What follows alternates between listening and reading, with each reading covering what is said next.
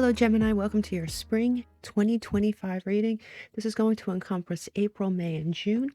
We're going to touch on things, summarize them, and then when we do your full month reading, we're going to come back to these cards and build a whole reading around them. So this is just a kind of peek into the future.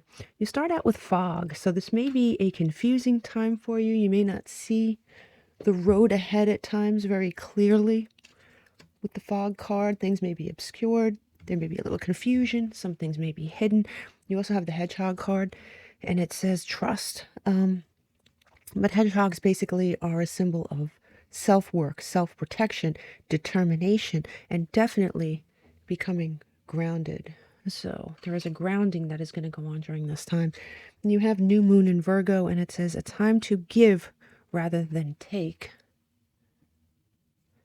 Now, the new moon in Virgo is typically in September. So look to September 2025, because whatever goes on during this time is going to have there's going to be a reach, and it's going to affect you in September. As a matter of fact, some of these cards are pretty close to what Aquarius pulled. So if you have Aquarius highly aspected in your chart, you might want to listen to that reading, but it's pretty interesting, okay?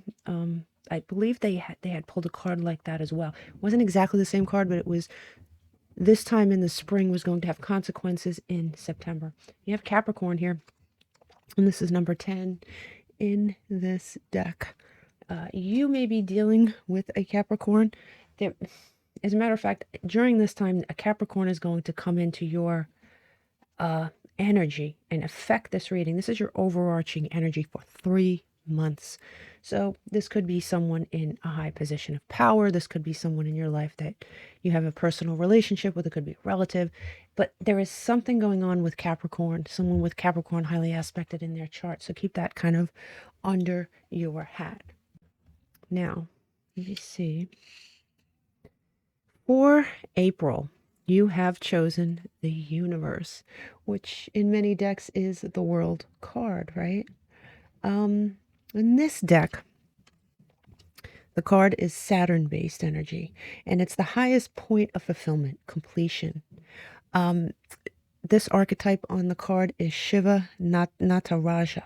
She is the Hindu goddess of dance. And the archetype, let me see if you can see this. This goddess has 4 hands, and each hand, 3 hands, and each hand holds a different contradictory element. And it pertains, 4 hands, God, I'm so sorry. And it pertains to the 4 classical elements. Let's get started. She's holding a sword in one hand, and we all know the sword is air, right? An active symbol of mental power and agility. She's holding the golden plants in another, and that is an earth symbol of sort of a passive vegetal aspect. It's very earth-based, right? In yet another hand, she has a hand with an eye. And that hand with an eye is related to water. And it's spirituality, emotion, intuition, everything water has been known for.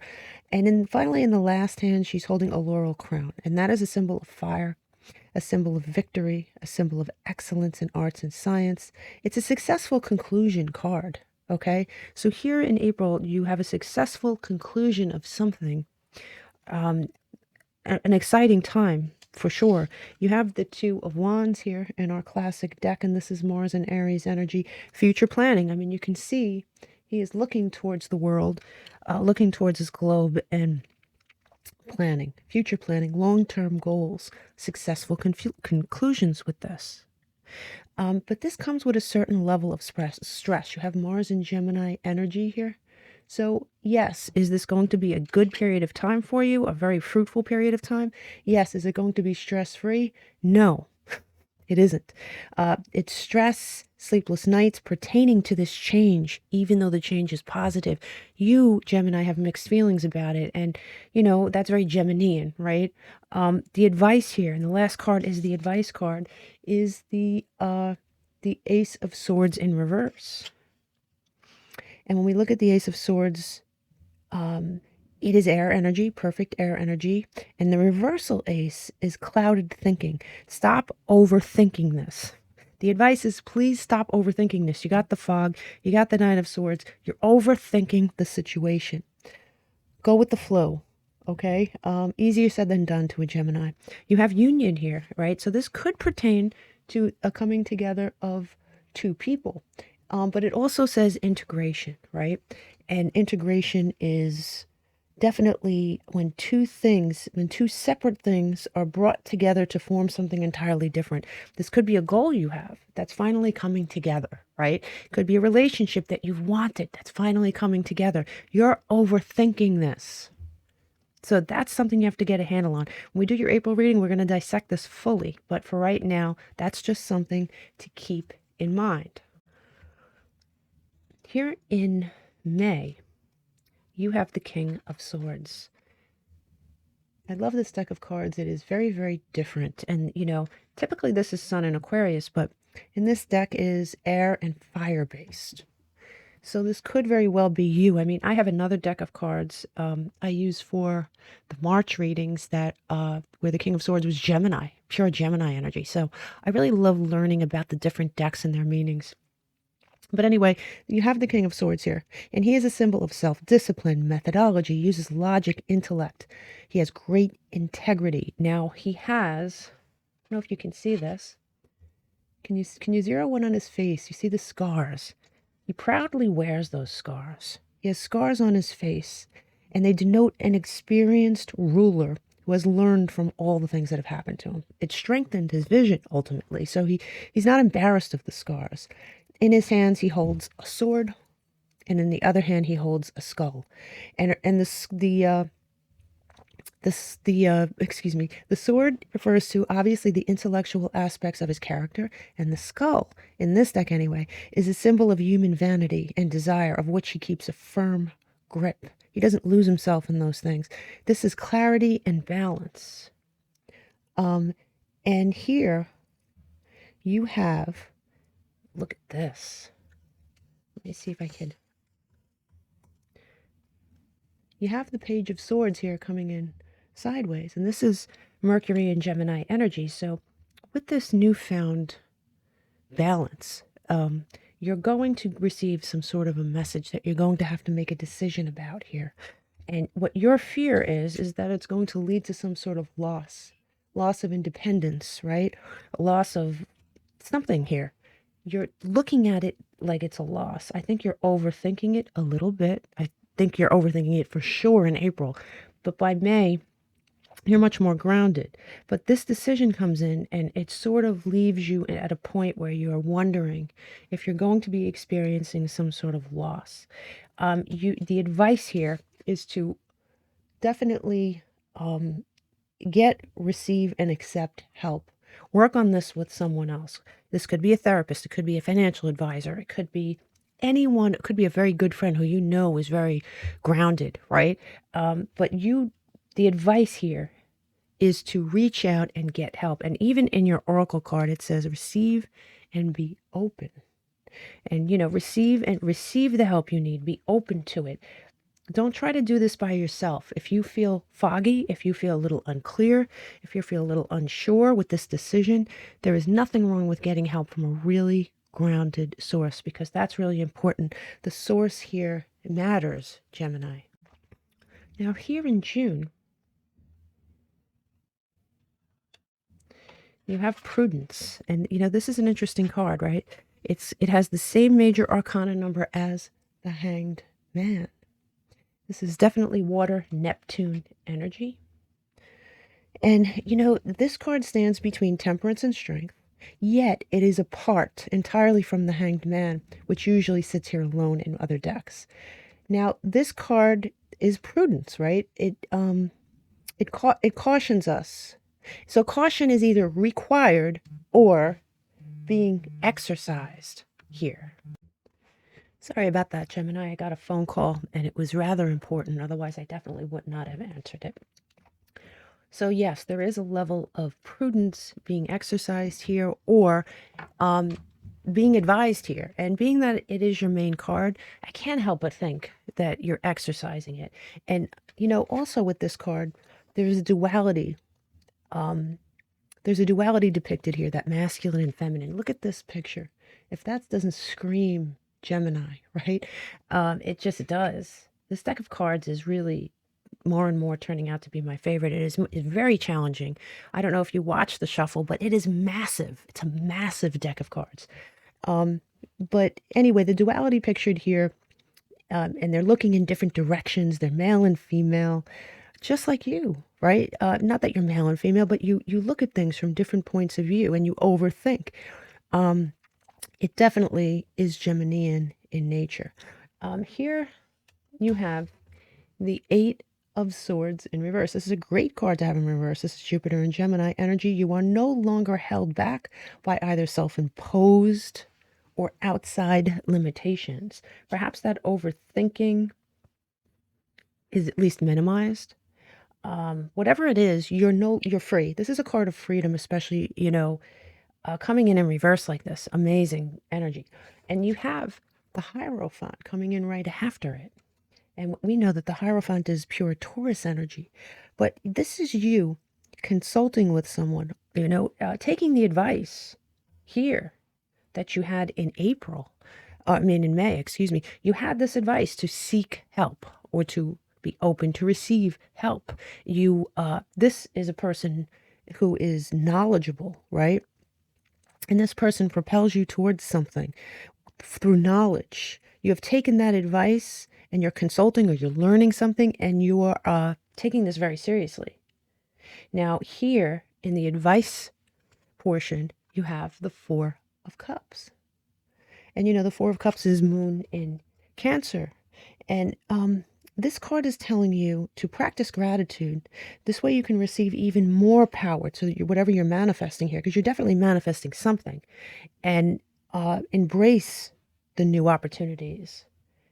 Definitely feel this gratitude here, Gemini, because man, it is here. You know, it is definitely, it's something that you have built. It is something that you have tried, that you have wished for. It is a slow burn. It is something that you're going to mull over. It is something you're going to go back and forth with. But I have to tell you, there is that grounded energy that comes with this Hierophant that is going to encompass you. And I really like that. It's going to be in your birthday month, potentially, okay, if you're a June Gemini. So I like that. The self-care is on the table, being receiving and integrating something coming together at last, whether that be a long wished for relationship or a long wished for goal, right? And, you know, just paid to mention that if this is relationship based, the Hierophant is a commitment card, right? We know this. So definitely a nice reading, an interesting reading as always. But let's do your number here. You know, for these readings, I just add everything up. And when we add it up and break it down, we get Mars energy, that Aries energy. So you are passionate about something. There is something that is on the table that is driving your passion, right? And being that Mars is the number 9, we're going to pull 9 cards to see what you might not see coming. And what you might not see coming is the end of any strife, of any internal conflicts, of any external conflicts. And I like that. You have the Death card. And we all know that is death and rebirth, right? And it's interesting. I mean, Aquarius pulled a lot of these same cards. I don't know if you're involved with an Aquarian or, you know, you have Aquarius in your chart somewhere important. Look at your Mars too. You have here this offer. You're going to have an offer. Is this love-based? It absolutely could be, but it doesn't have to be. It depends what it is we're talking about here. If we're talking about a relationship, then yes, this offer is love-based. If we're not, if we're talking about a goal, this offer is the start of something you're going to love. And here you have the grounded energy of the Queen of Swords, and coupled with the King of Swords, I can't help but think, right? Two sides of yourself coming together to really integrate and birth something. Or you have the duality of a relationship coming together, you know, counterparts coming together. And here you have the card of strategy with the 7 of Swords, right? Strategic, definitely strategic maneuvers here. Love that for you. Absolutely love that for you. You have, look at this. have the Two of Cups, right? So if this is a relationship, it's the same thing as this integration card. If this is a relationship, it is almost guaranteed that you're going to have a commitment by June. If this is not a relationship, it is almost guaranteed that you're going to have an integration of your manifestation by June. It's going to be rushing in. It's going to be slow moving, and then boom, it's going to rush in. You don't see this coming. You have here the balance of temperance. You have the healing power of temperance. You have the relaxation that after all this, Nine of Swords energy, this nervousness, you're going to finally exhale into this. And here you have the World card as your final card, and that is the universe. You're completing a cycle, and you're truly completing a cycle after this is over, after the smoke clears from this fog. You have stability and harmony that you may not see coming out of this situation, at least not during, because you are experiencing some disharmony, right? You are experiencing some disharmony, but it is leading you to something really, really nice. I mean, we said it over and over again. And this is the spy card. We don't take these in reverse. Watching, inspecting. I do believe that's you. I think you're scrutinizing everything during this time. But you need to trust in divine timing. And I know that might be difficult for a Gemini, but I have to tell you, if you exhale and you allow this to happen and you seek help when you need it, it's all but assured. And here you go. This is why I use a double deck of cards. An integration is more than assured. You have this coming out twice. And look at this. Yeah, you are going to be going over this with a fine-tooth comb back and forth. That's this Nine of Swords energy. And it always reminds me of Gemini, because Geminis do rack their brains, and you have this card coming out. I mean, look, you should go listen to the Aquarius reading. I mean, this is the second reading I'm doing, so I can't say listen to any other reading, but listen to the Aquarius reading. They didn't get any double cards. This is very important. This is a good omen, okay? Yeah. And here we go. You're getting your structure. Remember we talked about that? The structure of that earth-based energy, the grounding you're getting that structure, that solid foundation. So we have 1, 2, 3, 4, 5, 6, 7, 8, and then 9. And we have here decisions. Yeah, you're going to have to make some decisions. And this is my card of Gemini in this deck. So there's no wonder you're going in two different directions, at least during the spring at some point. You're trying to go back and forth, weigh things. Should I do this? Maybe I shouldn't do that. Definitely having some sleepless nights over this, but at the end, you are transcending. You got that unity, that integration, that unity, that transcendence, that completion. Beautiful energy, Gemini. But it definitely stressful. At least for part of this time, you're going to be under stress. Do tune in for your individual monthly reading so we can really, really, zone in and tear it apart week by week and all that stuff. But definitely, definitely have faith in your divine timing, because it's coming. I wish you nothing but the best. Definitely stay tuned for your birthday reading, and your birthday reading is going to be 3 blessings that are coming to you between 2025 and 2026, your birthday year. Namaste.